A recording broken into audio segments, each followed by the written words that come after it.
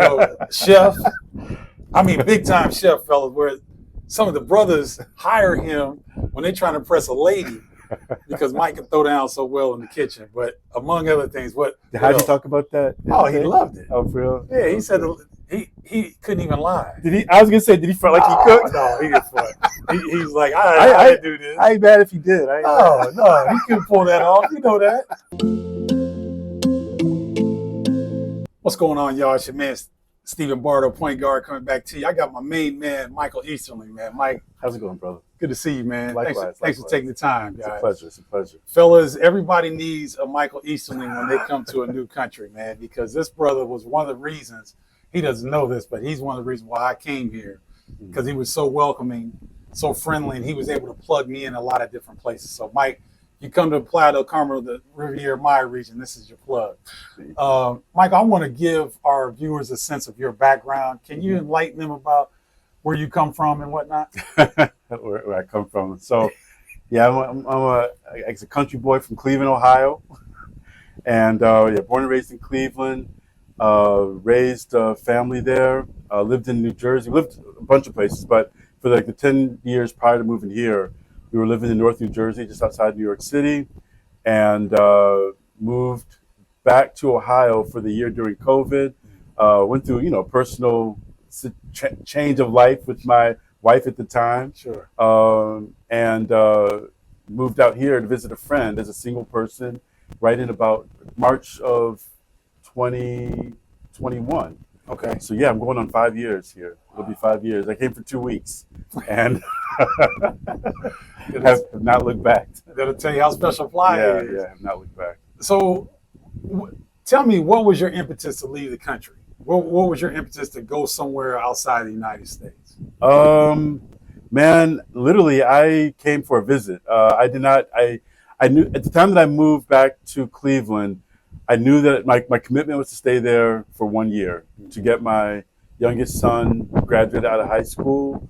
And then I was going to move. I knew I wasn't going to stay in Cleveland. I knew I wasn't going to stay in New Jersey. I didn't know where I was going to go. I was actually studying Italian and planning to go to Italy for a year. Oh, wow. And then just see what happened from there. But as some may remember, Italy was the very first country to shut down during COVID. So I really didn't know. I didn't have a plan. And then I came to visit a friend of mine here, who was we used to work together in New York City. And she was just here because the city was shut down. Okay. And so I said I'd just come down for a few days. I was actually heading down to Bogota, Colombia. I had a ticket already in hand when I came here. After the third or fourth day, I canceled that ticket and stayed. I mean, everything was still remote. The school was remote. The city was still shut down. Everybody was still, what do they call it? Sheltering in place. Mm-hmm. So yeah. It was beautiful here. I mean, this is winter right now, so we're early February. This is still January, late January. Late January. So yeah, it was like this in March, and short sleeve. yeah, coming from Cleveland, that was easy math. So, ladies and gentlemen, if you don't know, this is the Caribbean Ocean. Behind here. This is Michael's place. We're at his place. He's at. Is this the top floor? No, well, it's not anymore. They built another one up. This is wow. we're in the U.S. They would say the third floor. Okay. Yeah, but it's an unbelievable view, guys. That's the ocean back there. Just to give you a sense of how good Michael's living over here, right? It's been a blessing, man. It's been a blessing, and I never aspired to live on a beach town. I never had any inkling to live near the beach, but I got down here, and it's a relatively small town, but very fast growing. And there's people from all over the world here. Yep. So one of the things I like about it is that there are people like yourself, like many of the people we've met, who are coming from all over the world to come here. Cancun is an international tourist destination.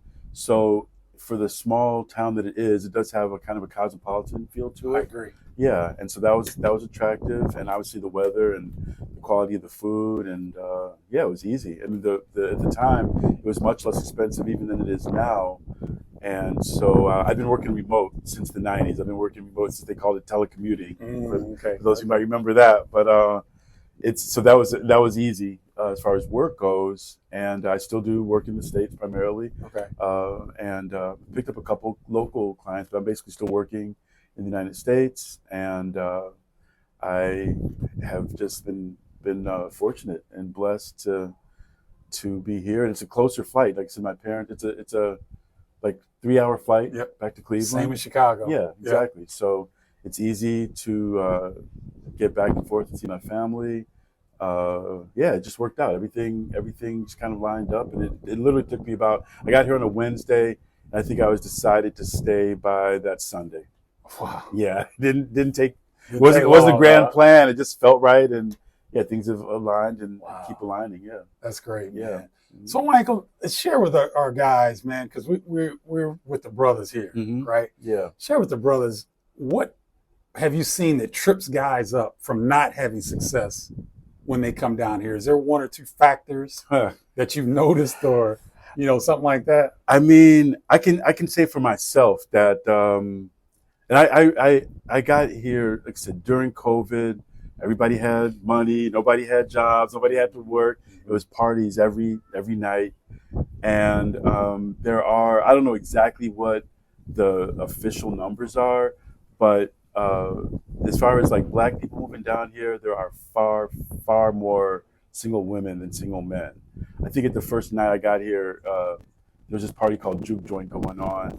And, I'm estimating, even if, let's say if it was 100 people there, I don't think it's any exaggeration to say there was at least 80 of them were single women or women, whether they were single or not. But there were definitely majority women. And the guys, there were a couple of guys that were clearly coupled up, but there weren't that many single guys. And so in terms of, I think I made a decision that day not to get caught up in that. Smart. And I could tell that me 10 years ago probably would have. Sure. So that I would definitely say, so I'm saying that to say, I think for anyone who comes here, it really helps to have focus and to know what you're doing in life. And I don't feel like I was running away from anything. I mean, a lot of people are running or seeking or looking, and whatever we're seeking for, we're bringing it with us 9 times out of 10, wherever we go. Sure. And so I think that having a sense of focus and having a plan or some priorities, and then sticking to those is key for me being here or really being anywhere. Okay. But especially in a place like this where it's so easy to get, to be on the beach any time of day, any day of the year. There's always people here in party mode. People come for vacation. So people coming down in party mode. I'm not retired. I'm still working. So that's right. Having that focus, having that discipline, or lack of focus or lack of discipline, I think trips a lot of people up coming here. Okay. Yeah. Okay. And you recently got back from a trip to Asia. Yes. And you've been to Asia a few times. You've been around the world a little bit, right? A little bit. So what do you notice is there a commonality with the brothers that you've seen that have left the United States, that have had success in these different countries? Is there a common thread or a common characteristic that you notice? I think that, the brothers who I encounter have usually either traveled before or I meet a lot of brothers. I'm thinking brothers like our age, roughly our age. Sure.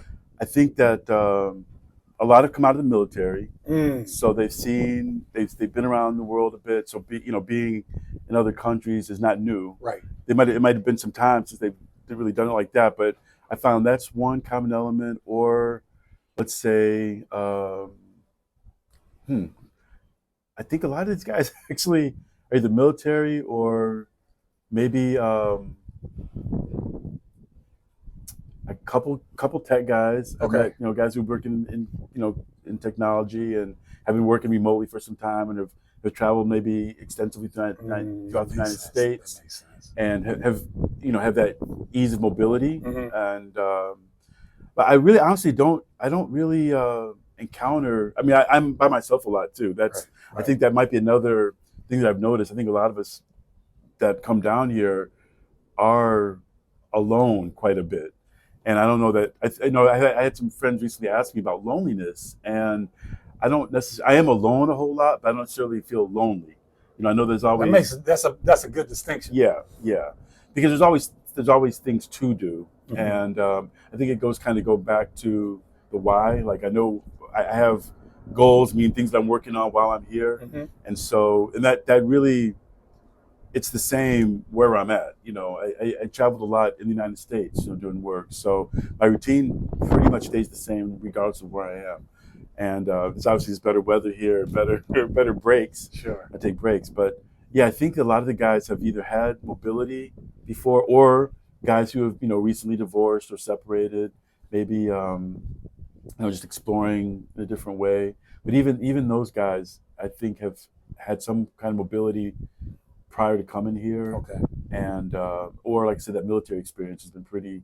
I've met a lot of guys who I didn't know were veterans at the time, but getting to know them, after to getting talk to know to them, them, right? yeah, that is a pretty common experience. Well, we have a brother in our group named Haji, who's we're smiling when we talk about Haji because he's a comedian, among other things. But he's a military vet as well, and has been down here 4 or 5 years now. Okay. So, me and Mike are in a group of gentlemen, brothers that meet once a week. Yeah. On Thursdays. How many people are in that group, Michael? Do you know? Is it like 30 or something like that? It's a lot of brothers that are in the group, but so this place is transient. I mean, in the sense that people, like I said, I've been living here, for a few years, but I was gone almost 6 months last year. Yep. I did 2 months in Asia in the spring, a month in the States, and then 3 months in the fall in Asia, and then I'm back. And then, got people come and go. So that said, I think in the group there might be like about 30 or 40 people, Right. but in Playa at any given time, there's probably at least a dozen or so. Yeah. And so I know like in the big gatherings might be close to 20 people, and like sometimes it's just like 2 or 3 people there. Yeah. But I will say, man, this year, the group has been a game changer, because I really didn't honestly start going until we met. I was introducing you around, and I started going more. Okay. But yeah, that's been a real.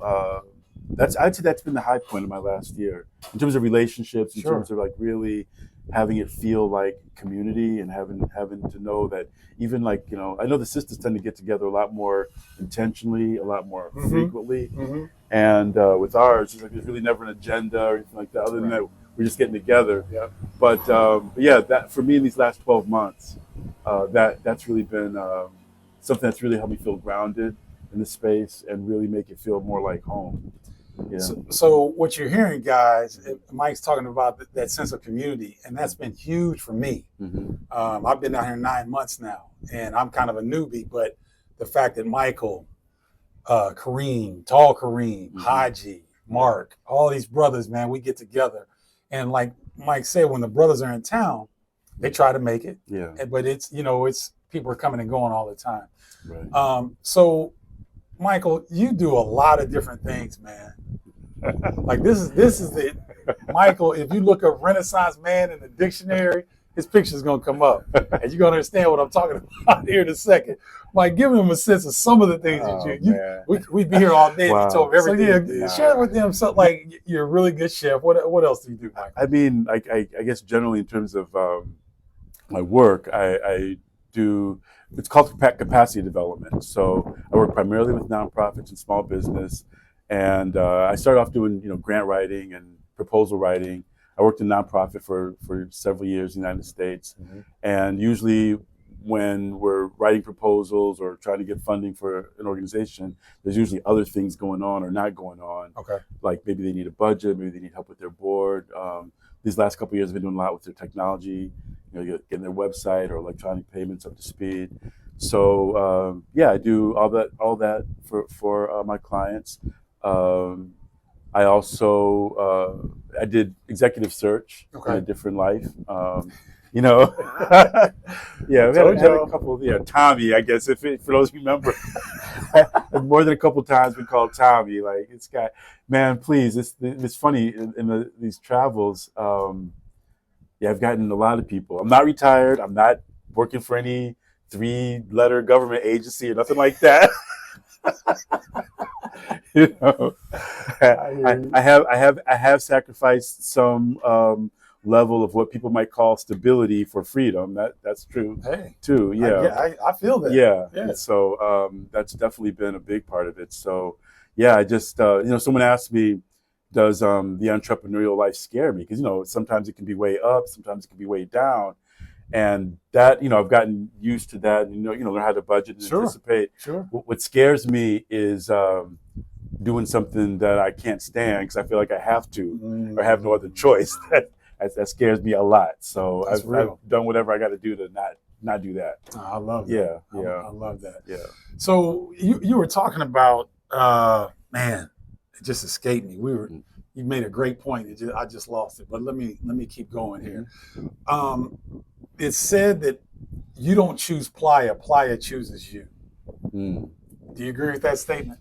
I could see that. Yeah. Well, I mean, I think a lot of people might choose Playa, but whether Playa lets them stay or not. That's even better. Yeah, that's even better. Yeah, because it's easy, man. It's easy. Even like So I'd say one thing that is different is like that drive. Like even when I go to the city, Chicago or Cleveland, or like I said, I'm saying Cleveland even compared to here, but definitely like East Coast.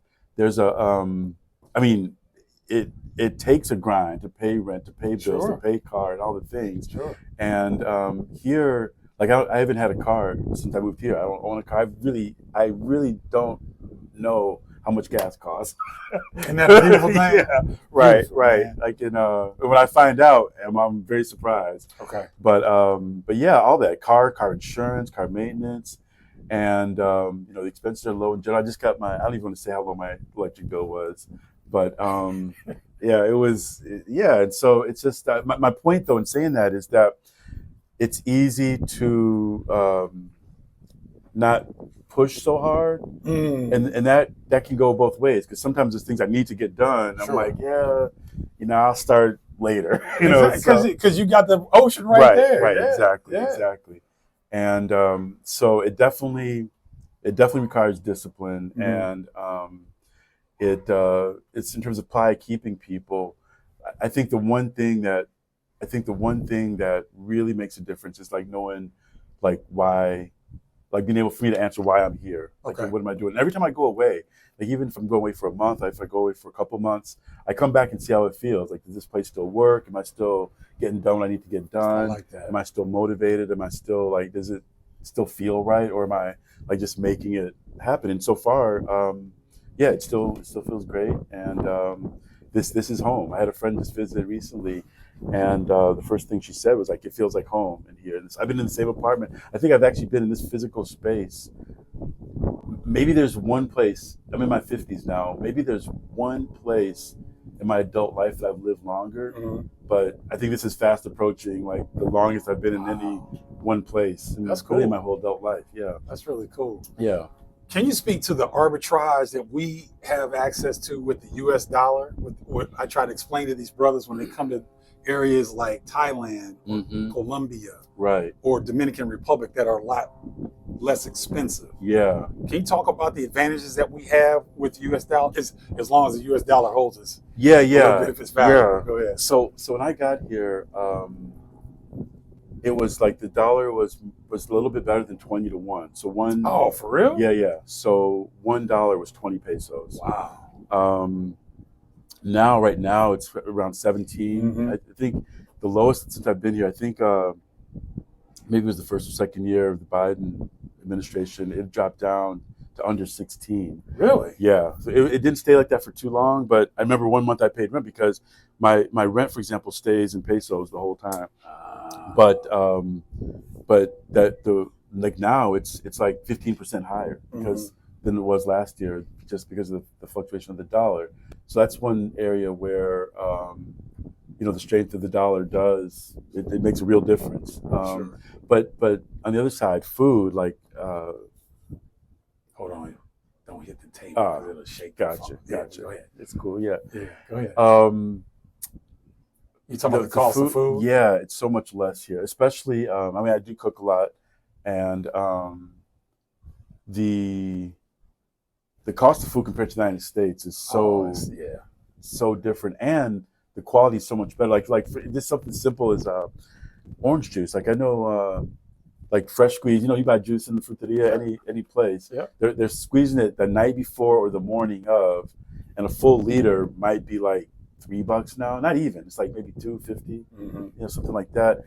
In Cleveland, which is not like East Coast, West Coast, that same liter is going to easily cost $10. Sure. A fresh squeeze. Sure. Easy. Fresh squeezed. Yeah. Ladies and gentlemen. Right. Not that pasteurized stuff. Right. I mean, like fresh, like the oranges, like be sitting on the front, on the squeezed oranges will be out on the front of the store. Same for all the fruits, coconut water, the green juice. I mean, so the quality of food is so much better. And again, not having to drive, I mean, that saves. I mean, shit, that that's money in the car. My car alone would pay the rent here. Like between the insurance, the gas, the upkeep, that alone would pay the rent here. And this place is, we're right on Quinto, we're right by the beach. There's much less expensive places to be than here. Sure. So yeah, depending on, I think you and I probably even had this conversation when we first met, that no matter what your lifestyle, no matter what your budget is, no matter if you want to spend a couple thousand a month or 10,000 a month, you will definitely have a better quality of life here. Oh, sure. Than anywhere in the United States, and then here compared to other parts in the world, like Thailand is way less than here. That's what you were telling me. Thailand, Cambodia, Vietnam, Paraguay, Philippines, same. I've never been to Philippines, but I've heard, But places that I personally know and have experienced are even less than here. It's a whole different world. I mean, and I got family. My parents are still, alive. I have my children and my ex, their mom are also in the States. So I give, how can I say, like traveling back and forth to be with family has been a big part of life for a long time. My parents were in Cleveland. I was in Michigan or Atlanta or New York, whatever. I'm saying that to say that I don't know, one, how people are doing it, or two, why. Because some people, there's people that have options. Yes. That, unless you just love, what is it? I think in Cleveland today is 8 degrees, maybe. It was 11 below zero yesterday in Chicago. Yeah, man. I don't need that in my life anymore. My mom used to always say, "Oh, you're from here. You should be used to it. You should be used to it." I think one day she just looked at my face and really saw, like, "Yeah, Mom, I'm used to it. And I know I don't like it. You just don't I'm like not it. gonna like it. Yeah, I don't. I'm with you. Yeah, man. I just don't like it. I don't need that ever in my life. Yeah. Maybe when I go see the Aurora Borealis in Iceland one year or something. But nah, bro. There's no need for. Inside my refrigerator don't get that cold. That's real. That's real. Yeah. You want to leave our fellows with anything? Like, can you share with them where they can contact you if they want consulting? Sure. For example, so my personal email is mse@open-roads, ROADS.net. You can reach me there, mse@open-roads.net. Man, the one thing I say is that anyone can have. I'm really a big proponent of people having the life they want to have, and as long as we're willing to define what that is, and then to make whatever sacrifices are necessary, because there's definitely sacrifices to be made. There's definitely, I'm choosing this because this quality of life, especially as Black men, man, just the quality of life is just so good. Sometimes, just sitting out on the deck watching the sun come up over the ocean, I think like this is what we're supposed to be working for, right? Like this is what days like this where it's peaceful and you can have the company of a good brother, maybe a good sister or two, whatever whatever you're into, right? But just have peace, that peace of mind. And yeah, man, I encourage everyone to define what that is for themselves, whatever success is. If you want to come here and make a lot of money, you can do that too, because like the overhead is so low. There's a lot of very talented people here. There's a lot of, we just recently went to that entrepreneurs. And that was dope. Yeah. I wouldn't even do that back in Chicago. But yeah. There's people here doing all kinds of businesses. There's a lot of real digital, like true digital native content creators and, tech guys and people of all sorts. So, there's real estate booming, there's construction. You know, Mexico is one of the top 10. It's fast approaching to be one of the top 10 economies in the world. Sure. It's got a bigger middle class than most of Europe. It's a great place to be, whether you want to relax, whether you want to work, whether you want to chill. But I'd say make that sacrifice, make your plan, and just start living life, because you know the time is the one thing we do not get back. And so the money comes and goes. Opportunities can come and go, but that health, that quality of life, that peace, man, we got to really, I firmly believe we got to choose that every day that we can. Fellas, now you understand why I wanted to get Mike on this show, because I want you guys, I'm going to continue to bring you brothers that have had success leaving the country. And there's a certain level of brainwashing that takes place with a lot of us back in the States. And without me hitting you directly with that, you just heard what Michael said. I want you to really internalize what he's saying. He said peace. He said he can sit here and look at the ocean. He can look at the sun come up. I'm 6 blocks from the ocean. I can walk to the ocean every morning. Yeah. You guys, you don't know what it means to take off that vest of racism and be light and free, and you see other brothers that you connect with, and the food is good, the ladies are pretty, they're not wearing a bunch of clothes. You know what I'm saying? There's a lot to really love about getting outside of the United States and getting to a place that you feel welcome. Michael, you want to say any last words or anything? No, man, that's it. Like I said, brothers, like really come out here. You know, it's been great meeting you, Steve. Yes. Like I said, just keep it a buck. We just met outside because I saw a black man walking. That's right. Out in front of my apartment one day. We started talking. Yep. Now it's been a few years ago now. It's been like 3 or 4 years. Okay, yeah. So, there's really, I was at a work thing. This is a couple years ago. I just want to really hammer this point in. But we were doing some organizing work and advocacy work, and the question about being revolutionary came up, and I was asked, are you revolutionary? Are you revolutionary? And I'm like, man, a black man waking up happy every day. That point. Does that count? Does that count? Yes. If that counts, then yes, I feel very revolutionary, because, we a lot of us, we don't have our identity is so attached to struggle, and our identity is so attached to hardship, and so attached to being oppressed or being the other. But really, my experience, throughout the world is that they see us coming in like we are the solution, like we are the answer. I mean, specifically black men. And so I have 3 black sons. I have three sons, all tall black men. Yep. And they've all traveled internationally decades before I did, really started traveling. And I feel like for all of us, like if you don't want to go, send your kids, let your sons, let your daughters go. I really feel like every black person, we have to stop defining. I'm going to say it. We need to stop defining ourselves by our oppression in America, or by our second classness in America, because in the world there is this level, this it kind of can get uncomfortable sometimes that we do benefit from our Americanness in the world, for sure, 100%. And at the same time, it seems like the world knows much more about our collective experience as black people in America. And I don't know how, real or not the black past is, but I've definitely been in situations where I've never felt anywhere insecure or frightened, in my travels. I don't get scared for my physical safety if I get back to Cleveland.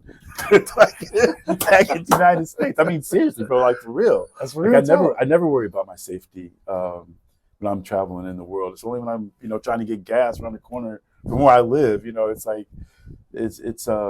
it's a great experience, and I really feel like we have the opportunity to really feel something different and apprehend something different, and to have a different experience. And if we can make that our legacy, because I tried to get my youngest son to come down to visit me. He's been down here the most. He's just like, yeah, Dad, I really want to come, but I need some different passport stamps. He's like, Mexico is cool and all. He's like, I need to see something else. He's like, I need some other stamps. And he's like, he was 18 or 19 when we had that conversation. He's in his early 20s now, and so he's planning his own trips overseas. And I know as his dad that he can go anywhere in the world and get And you along. feel safe. Yeah, exactly. Oh man, Exactly. that's powerful, fellas. So Yeah. Michael Easterling, you understand why I have him on, right? Make sure you tune back in to this channel because we'll have more very informative and fun interviews like this. Yeah. Michael, thank you so much, Thanks, brother. I brother. appreciate you, man. Yeah, man. Likewise. Okay, Likewise. until next time, fellas, holla, y'all.